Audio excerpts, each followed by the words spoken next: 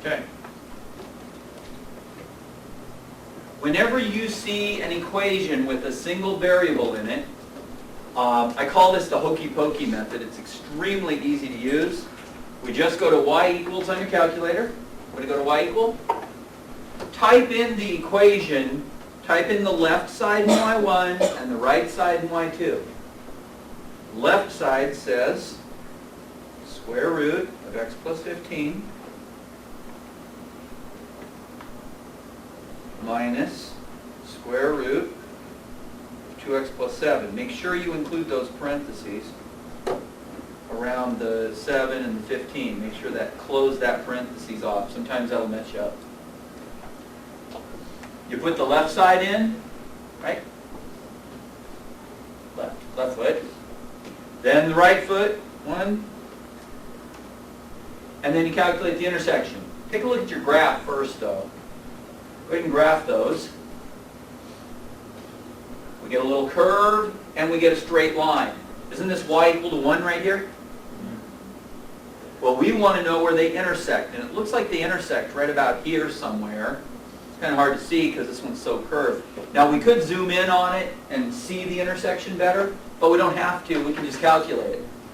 Remember how to get there? Second trace. Second trace number 5. Yeah, not just a hokey pokey, mambo number 5. 5. And move your bug to your intersection, or about there. Sometimes you're going to have lots of intersections, and that's why you have to move it there. And you press enter 3 times. 1, 2, 3. What does it say that x is equal to? 1. Now the y is immaterial. The y is just indicating that y is 1 here, and y is also 1 here, isn't it? Isn't x equal to 1? I don't know. I think that's a lot easier, huh?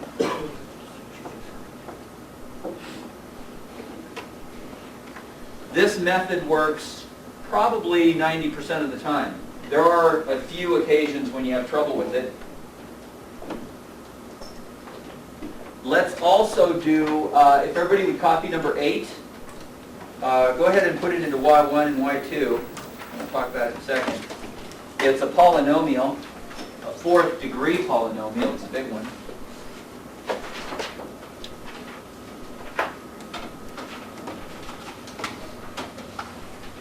Number 8 says x to the 4th plus 11x cubed plus 41x squared x, whoops, 30 equals 0. And you put the left side in.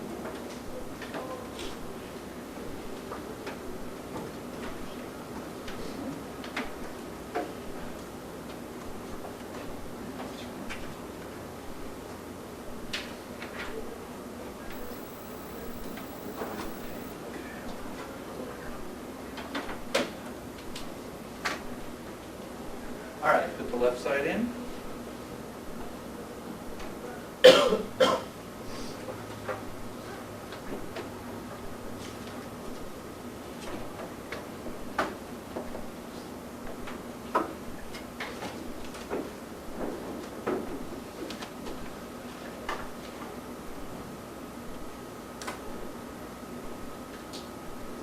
What do I put in for the right side?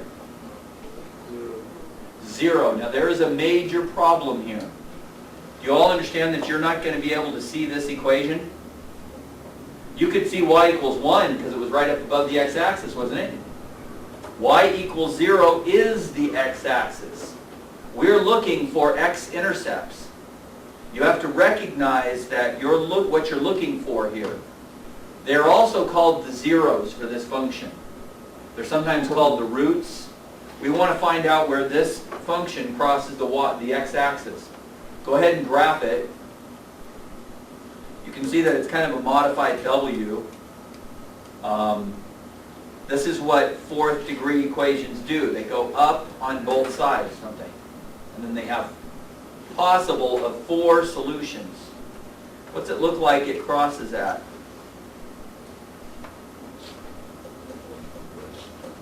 What's that look like about? Right there. -1. Looks like about -1, doesn't it, right here?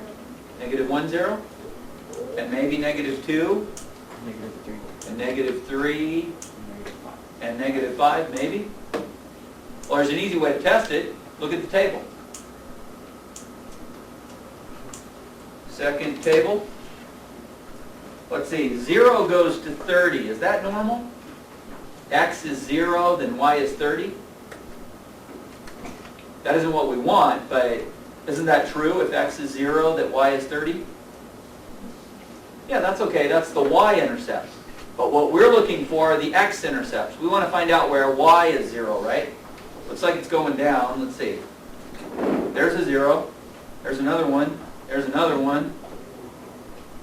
There's another one. All these values give me 0 for this equation, don't they?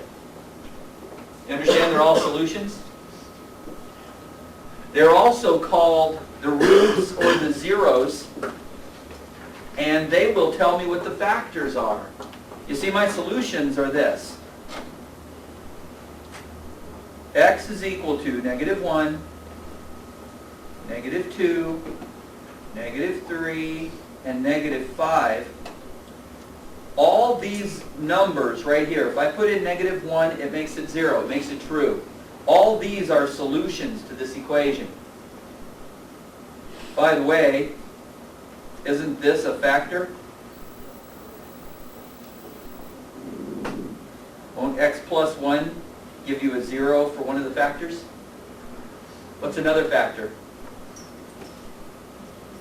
X plus 2 and x plus 3 and x plus 5. And that's actually the factors of that polynomial. If I multiply these together, I actually get this. Kind of a strange way of factoring. Find the roots and work backwards to find your factors. We're going to be doing something like that when we talk about polynomials, and we're going to be using synthetic division. To do this by hand would literally take you half an hour, because you'd have to try all the different factors yourself.